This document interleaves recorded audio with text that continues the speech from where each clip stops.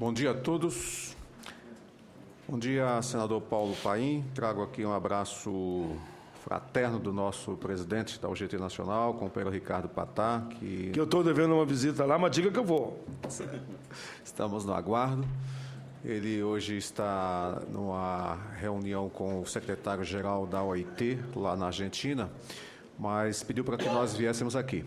Então, estou fazendo aqui essa participação e pedir a gentileza do senhor me conceder aqui essa prioridade por conta de outra atividade já iniciando agora no Ministério do Trabalho também, que eu vou estar presente.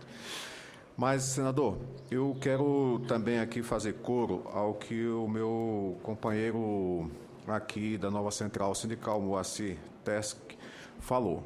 Elogiar justamente esse seu papel democrático, de ter a iniciativa de executar, né, essas audiências interativas, audiências públicas interativas, dar oportunidade, o senhor deve ter, com certeza, o retorno objetivo, né, por parte aí da participação de mais pessoas interessadas nos diversos temas aqui abordados, né, pelo país e que não tinham sequer condições de acessar ou de estar presente aqui como convidados ou pelo menos assistindo nessas audiências, a não ser pelo canal, né, da televisão, mas ter a oportunidade concreta, né, de estar interagindo, né, diretamente nessas audiências públicas interativas.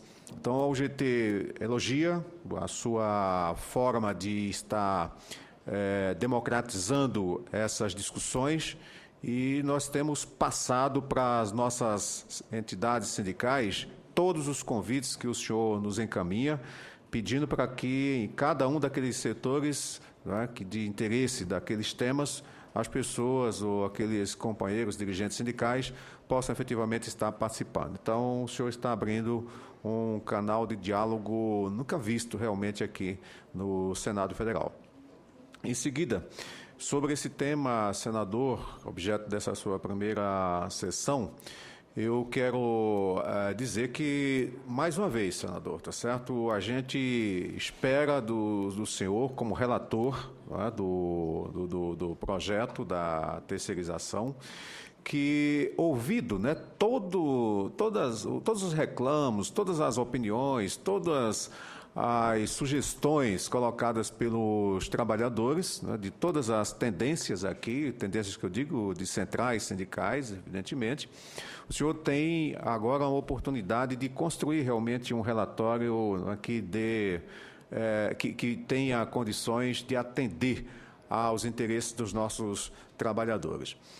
Esse projeto, senador, que volta a circular, ou volta a tramitar, né, da época ainda do Fernando Henrique, né, nós só temos que, a cada momento, ficar surpresos aqui, né, porque vira e mexe, estão desengavetando alguma coisa para estar travando ou trazendo, na verdade, mais complicações para esse cenário que já não é um bom cenário, né, hoje para os trabalhadores brasileiros, que nós estamos numa situação hoje, né, em questões de políticas econômicas, né, bastante adversas, né, lutando contra o desemprego e tudo mais, e ainda por cima ainda vem mais o projeto 4330, aí procurando se firmar cada vez mais dentro da casa, e tudo isso daí nós sabemos que esse projeto ele é nefasto, ele vem criar dificuldades cada vez mais para o trabalhador formal e trazer também, sem dúvida nenhuma, grandes dificuldades também para os trabalhadores terceirizados. Nós somos a favor da regulamentação da terceirização, como o senhor sabe, tá certo? Mas não a precarização do trabalho, tá? De forma alguma. Então, o sindicato representativo ele tem que ser ouvido realmente em qualquer tentativa de se ter uma atividade terceirizada no setor, na quantidade de trabalhadores a ser colocados, né, naquela atividade, quanto tempo vai durar aquele serviço e ter todas as condições iguais a que um trabalhador ativo na empresa principal também tem. Então, senador, o que nós precisamos aqui é que, mais uma vez, está certo, o senhor, atento a todas essas questões, o senhor tenha a oportunidade de se sentir em condições, né, de elaborar esse relatório, e se não tiver ainda condições, nos chame mais uma vez, tá certo? Vamos dar continuidade aos debates, porque esse é um momento único que nós estamos tendo para resolver esta questão. Então, a UGT concorda com essa realização das audiências públicas aí pelos estados. Nós sabemos perfeitamente que os trabalhadores terceirizados, eles em muitos lugares desse país, na verdade, eles são semi-escravos, estão em condições praticamente análogas mesmo, por falta de condições reais, né, de trabalho, por não atender também, por não estar ali sendo praticadas as regras, não é, trabalhistas corretas, e isso se sabe que muitas empresas fecham as portas, né, deixam os trabalhadores nas ruas e sequer fazem com que as homologações de rescisões de contrato sejam cumpridas legalmente. Então, isso ocorre nesse país, né, nessa atividade terceirizada. Então, a regulamentação e também a questão relacionada a parte da responsabilidade solidária tem que existir entre tomador e prestador de serviços, e nós temos aí, então, um elenco de informações que o senhor tem conhecimento, que dá para fazer um relatório que venha atender os interesses dos trabalhadores. Então, essa é a palavra da UGT, porque já tivemos aqui em outras audiências, né, nesse mesmo sentido, já é conhecido qual é o nosso pensamento, e nós queremos aqui ratificar mais uma vez, senador, está certo, que o senhor tenha aí esse compromisso assumido com a classe trabalhadora, e que fique à vontade para estar convocando a gente para estar aqui também subsidiando no que for possível, né, o trabalho final, que é a entrega do seu relatório, tá certo, para levar a bons termos a questão da regulamentação, da terceirização, sem precarização do trabalho. Muito obrigado, senador. Esse foi o Canindé Pegado, secretário-geral da União Geral dos Trabalhadores, a UGT, que aqui representou o presidente Patá, o qual tenho conversado também por telefone e tem nos auxiliado muito, como você falou muito bem, nos eventos também nos estados. A exemplo da Nova Central, da CUT, enfim, de todas as centrais sindicais. À medida que vão chegando aqui, a gente vai comentando. Passo a palavra agora para o doutor Guilherme Guimarães Feliciano, vice-presidente da Associação Nacional dos Magistrados da Justiça do Trabalho, ANAMATRA.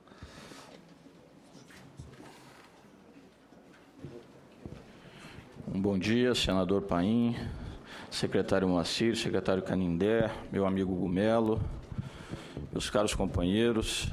A Associação Nacional dos Magistrados da Justiça do Trabalho, a ANAMATRA, vem mais uma vez a esta casa, a esta Comissão de Direitos Humanos e Legislação Participativa, fazer ouvir a sua voz e a dos juízes do trabalho do Brasil contra o que se pretende fazer com os direitos sociais e com a própria estrutura construída ao longo de quase um século de proteção do trabalhador brasileiro contra os desmandos que se estabelecem em uma relação contratual na qual a vulnerabilidade econômica do trabalhador o coloca em uma situação de inferioridade e, portanto, permite, não fosse a intervenção do Estado com regras que estabelecem direitos mínimos, o chamado mínimo civilizatório para a vida em sociedade, não fosse pela intervenção do Estado para esses direitos mínimos, esta potestade econômica de uma das partes sobre a outra no contrato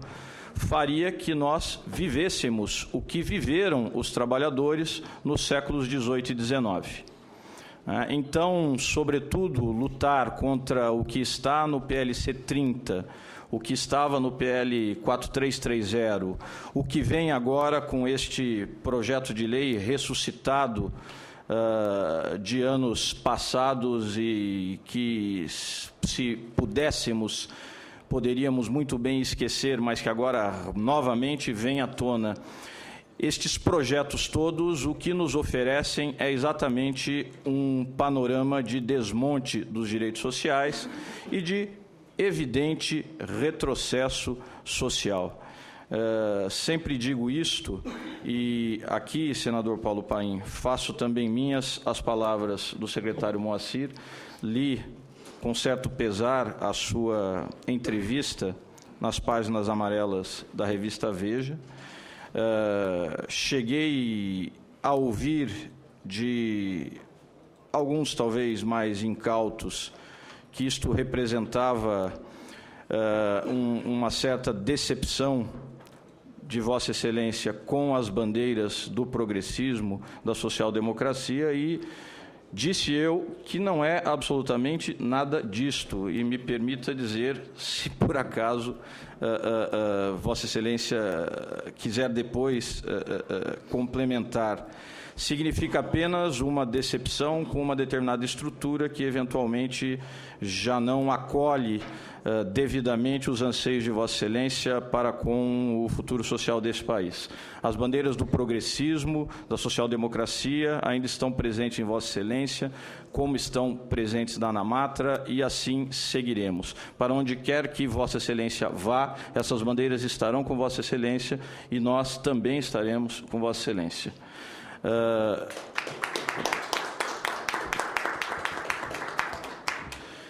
Quando se fala nesse tema, eu me lembro sempre, e por isto fazer esta referência, de uma reportagem há alguns anos nesta mesma revista, em que se apresentava uma receita de bolo, por assim dizer, sobre o que fazer para que o Brasil se transformasse em um foguete, em uma potência. E um dos especialistas, se não me engano, um advogado, dizia a certa altura que a CLT deveria ser revogada. Isto abriria os horizontes da competitividade para a empresa brasileira e, portanto, o Brasil passaria a ter no mercado internacional uma competitividade nunca antes vista. Isto muito antes de todo este problema que nós vivenciamos neste momento, dessa crise política e econômica que efetivamente coloca em risco também o emprego dos trabalhadores. E o que eu, à época, dizia, e cheguei a publicar algo nesse sentido, é que esta visão de futuro, e coloco entre aspas, curiosamente é uma visão do passado. O especialista olhava para frente e não conseguiu perceber que o que ele via era a imagem do retrovisor. Foi assim no século XVIII, foi assim no século XIX.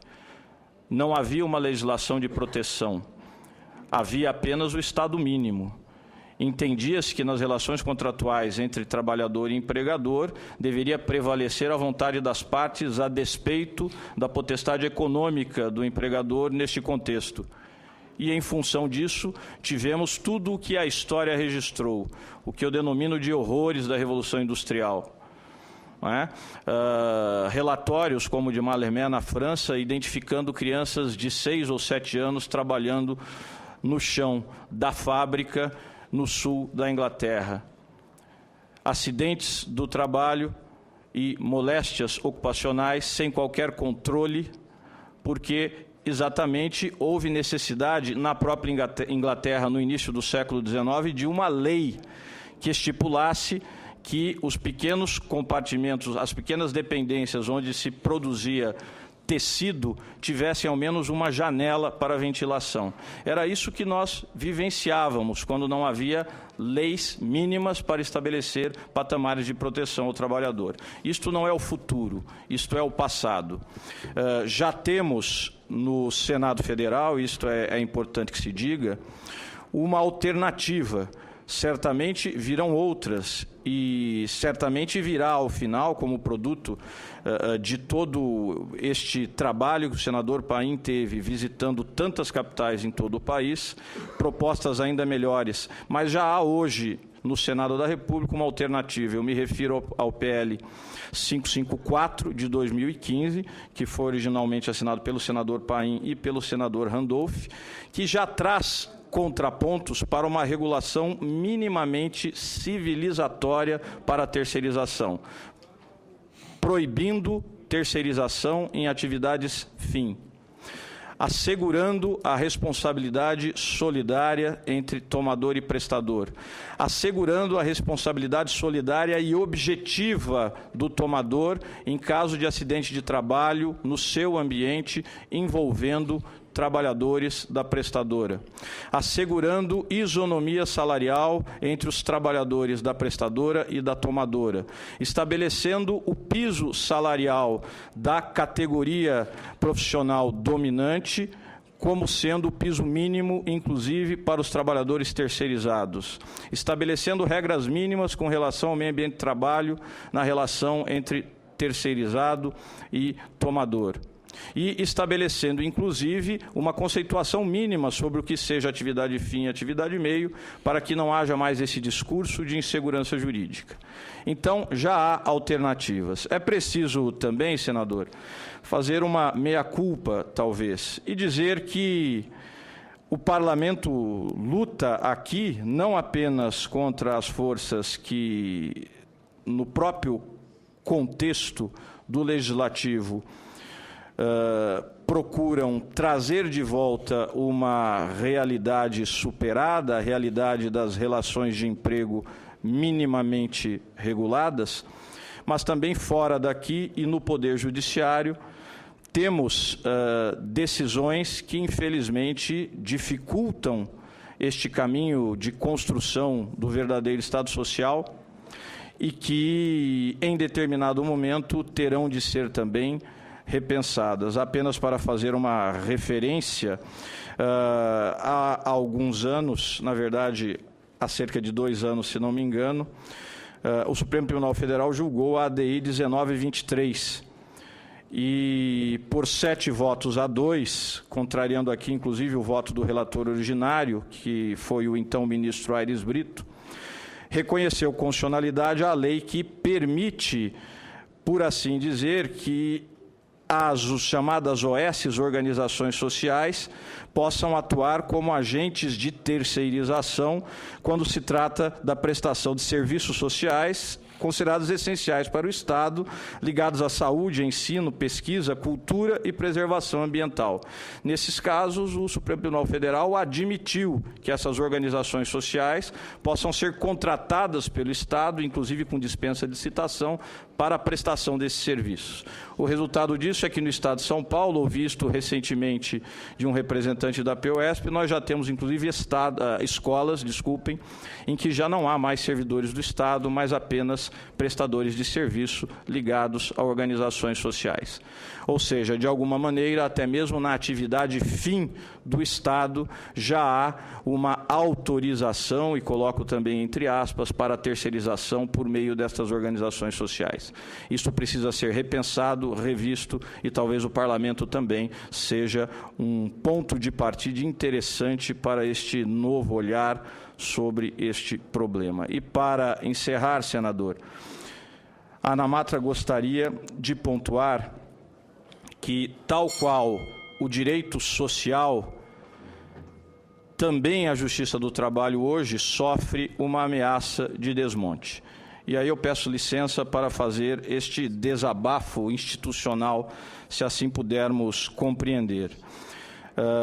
Nessa semana, e isto já vinha também das semanas anteriores, temos trabalhado com a questão do orçamento para 2016. E a Justiça do Trabalho tem, ano a ano, sobrevivido com orçamentos apertados, mas que tem relativamente bem atendido às suas necessidades. Para 2016, porém, nós tivemos a notícia de que haverá cortes da ordem de 50% para as despesas correntes e de até 90% para os investimentos, o que muito nos preocupa no relatório do deputado Ricardo Barros. E se os senhores lerem o relatório, verão que há ali uma crítica explícita aos próprios direitos sociais. É dito ali que a Justiça do Trabalho já não pode se manter como está, porque, na verdade, ela ainda sobrevive da ideia de que o trabalhador é hipossuficiente econômico e merece proteção. Ora, aqui o nobre deputado culpa a janela pela paisagem, porque não é a Justiça do Trabalho que diz isto, é o Estado que o diz ao legislar. O direito do trabalho é um direito protetivo, tuitivo, exatamente porque reconhece aquele descompasso econômico entre empregador e empregado nas relações contratuais. E isto é assim, volto a dizer, há mais de 100 anos e deve ser. E é assim no mundo todo. Da mesma maneira, há ali uma série de referências ao fato de que a Justiça do Trabalho... por exemplo, ao fixar indenizações, as fixa sem nenhum parâmetro seguro e se estabelece, e vejam isto, em um relatório para uma peça orçamentária, discutindo questões que deveriam ser, talvez, discutidas por esta Casa, mas em foro próprio, na legislação trabalhista. Mas ali naquele relatório, diz o deputado, nós deveríamos limitar essas indenizações a 10 salários mínimos. Ora, se imaginarmos que um trabalhador que perdeu a sua mobilidade física, que perdeu um braço, que perdeu a visão, que perdeu a audição, possa ser indenizado de forma parametrizada com algo que chegue a 2 ou 10 salários mínimos, estaremos, de fato, sepultando o conceito de justiça social. E, ao final, ainda se lê no relatório que estes cortes vêm para a Justiça do Trabalho como uma forma de induzir a reflexão sobre o modo como ela trata o empresário no país. Ou seja, permitam-me dizer isto, quase uma chantagem para que os juízes do trabalho retrocedam na sua visão de mundo, para que os juízes do trabalho deixem de aplicar o direito social e, desta maneira, cedam aos interesses de um capital que pretende estabelecer relações contratuais sem a proteção do Estado. A Justiça do Trabalho não fará isto, senhor deputado, apesar dos cortes que Vossa Excelência propõe. Eu encerro por aqui, meu tempo terminou. A ANAMATRA, mais uma vez, diz ser contra a terceirização e agora contra o desmonte da Justiça do Trabalho. Muito obrigado. Muito bem, doutor Guilherme Guimarães Feliciano, vice-presidente da ANAMATRA. Passamos a palavra agora ao doutor Hugo Melo Filho, presidente da Associação Latino-Americana de Juízes do Trabalho. E, em seguida, nós vamos para a segunda mesa, já com a presença aqui de toda a composição da segunda mesa. Bom dia a todos. Não sei se está o volume adequado. Excelente senhor senador Paulo Paim, demais integrantes da mesa, senhoras e senhores. Karl Marx disse com muita propriedade, certa vez, que a história se repete, na primeira vez como tragédia, na segunda vez como farsa. Nós estamos vivendo um momento de farsa no Brasil, porque as coisas estão se repetindo quase que de forma inacreditável. Tudo o que foi dito aqui, até agora, já aconteceu no passado.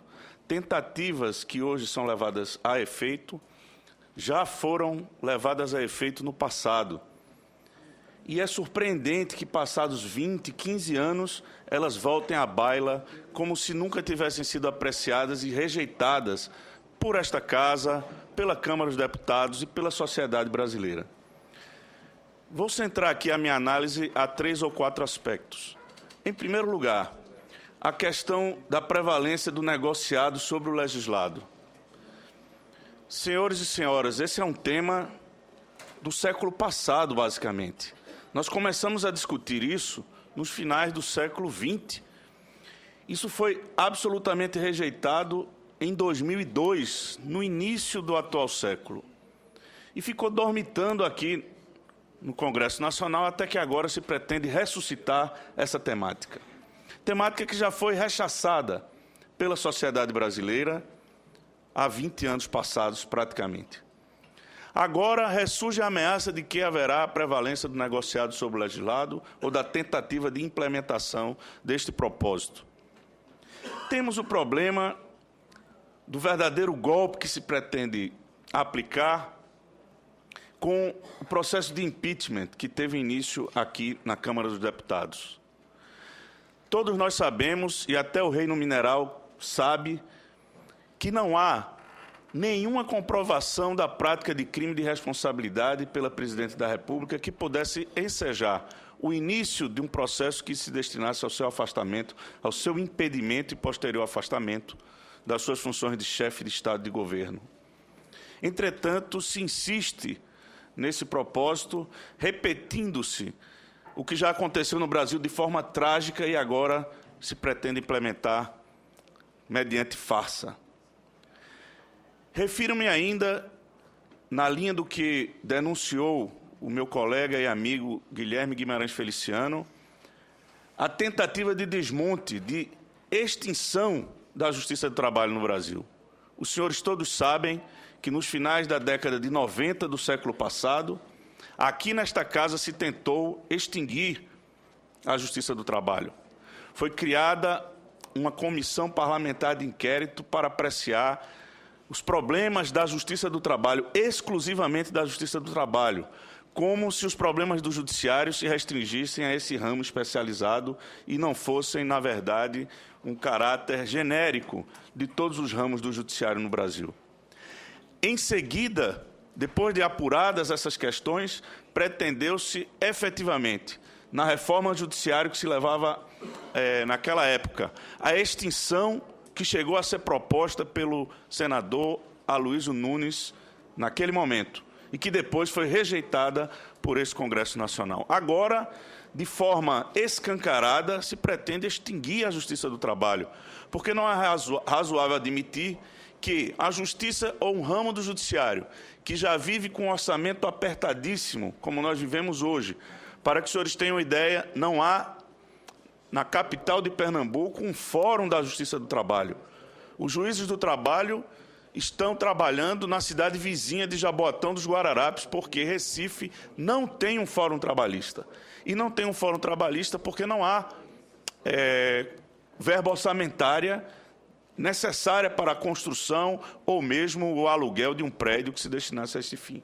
Imaginem os senhores o que será o funcionamento desta mesma Justiça do Trabalho com cortes de 50% para as verbas de custeio e de 90% para verbas de investimento. Significa que continuaremos sem fórum no Recife por tempo indeterminado. Vamos funcionar precariamente como estamos funcionando. E isto, em tudo, é prejudicial aos trabalhadores brasileiros. Porque o ataque que está se fazendo não é apenas ao direito material do trabalho. Não. Está havendo um ataque através de reforma do processo para tentar atingir a celeridade e a economia processual que caracterizam o processo do trabalho. Está se tentando, por outra via, eliminar ou mitigar a relevância da Justiça do Trabalho no Brasil, com o argumento ridículo de que a existência da justiça é que gera a grande quantidade de demandas trabalhistas que nós temos em nosso país. Como se não fosse o descumprimento da lei pelos empresários, como se não fosse a sonegação de direitos pelos empresários que ensejassem a grande quantidade de demandas que nós temos na Justiça do Trabalho. Então, a solução é muito simples. Elimina-se a Justiça do Trabalho, porque aí as demandas desaparecerão com ela. Este argumento é ridículo e, surpreendentemente, é lançado na peça, na verdade, no relatório do deputado que está relatando a peça orçamentária do ano que vem. Chega a ser inacreditável e só pode ser qualificado como uma verdadeira farsa. Aquilo que se tentou por reforma da Constituição, a eliminação do ramo especializado do Judiciário, a Justiça do Trabalho, agora se tenta asfixiando no âmbito orçamentário, este mesmo ramo do judiciário brasileiro. É claro que contra isso todos nós vamos nos levantar, e eu tenho certeza que parlamentares que seguem a linha do senador Paulo Paim também vão se levantar contra esse propósito para assegurar a manutenção, quando menos, do parâmetro orçamentário deste ano para o próximo ano na Justiça do Trabalho. Por fim, quero me referir especificamente à questão da terceirização. Aqui também, meus caros, temos uma renovação, uma reiteração. Há muitos anos vimos discutindo isso. Só este projeto de lei que está em curso hoje no Senado Federal já tem 11 anos de trâmite nesta casa. Mas antes dele, muitas outras tentativas foram lançadas para que se tentasse fazer a regularização da terceirização no Brasil. O Dr. Guilherme Feliciano já mencionou, os juízes do trabalho sempre foram contrários à terceirização em qualquer modalidade. E foi este o discurso que nós levamos junto ao Fórum de Defesa dos Trabalhadores Ameaçados pela Terceirização. Nós, que vivemos o dia a dia do mundo do trabalho, no exercício de nossas funções, sabemos os prejuízos que a terceirização traz para os trabalhadores brasileiros, que já foram todos aqui mencionados. E nós sabemos também a precarização que há da condição e da dignidade do trabalhador. Porque é falacioso o discurso de que o direito do trabalho é um excesso em si no conceito de proteção ao trabalhador. A justificativa de que os juízes aplicam excessivamente a tutela dos trabalhadores é igualmente falaciosa. Na verdade, o direito do trabalho nada mais faz do que legitimar a exploração dos trabalhadores pelo capital. Só que estabelece limites para essa exploração. Não elimina e jamais conseguirá eliminar a exploração, porque isso é da natureza do modelo capitalista de produção. A exploração sempre haverá. O que o direito do trabalho tenta é estabelecer um limite que garanta alguma dignidade ao trabalhador. E esta dignidade não é assegurada quando falamos em termos de terceirização, por todas as razões que já são conhecidas de todos nós. E é por isso que os juízes do trabalho se colocam contrários a qualquer propósito de regulamentação da terceirização. Entretanto, democraticamente, os juízes do trabalho, no fórum adequado, assentiram em que as propostas que vinham sendo apresentadas, seja mencionada pelo Dr. Guilherme Feliciano, seja aquela apresentada pelas centrais, podem vir a ser um elemento de redução desta quebra da dignidade dos trabalhadores que estão submetidos à terceirização no Brasil. E por isso mesmo é que nós seguiremos lutando no sentido de garantir, quando menos, a solidariedade do tomador de serviços, a responsabilidade solidária e objetiva quando do acidente de trabalho ocorrido no ambiente de trabalho e do tomador, claro, e também as demais questões ambientais, as questões de representação sindical, as garantias das normas coletivas, tudo isso no sentido de reduzir a precarização que hoje marca a terceirização no Brasil. Quero encerrar, senador Paulo Paim, dizendo que este ano de 2015, a despeito de tudo que aconteceu, a despeito dessas farsas que vêm sendo encenadas, foi um ano vitorioso, porque nós conseguimos, sem sombra de dúvida, vencer a batalha da comunicação. E Vossa Excelência foi essencial quando teve a ideia, através dessa Comissão de Direitos Humanos do Senado, de realizar todas essas audiências públicas que foram feitas, não apenas aqui em Brasília, como em todo o país. Tenho certeza que essas audiências despertaram não apenas os representantes dos movimentos sindicais para a luta, mas toda a sociedade brasileira na conscientização dos malefícios que a terceirização vem trazendo e continuará trazendo, mais ainda, caso aprovada essa lei, esse projeto de lei, da forma proposta. Então, eu parabenizo Vossa Excelência e todos os que estão nessa luta por essas vitórias que nós alcançamos em 2015 e desejo que em 2016 avancemos ainda mais nesse sentido. Muito obrigado.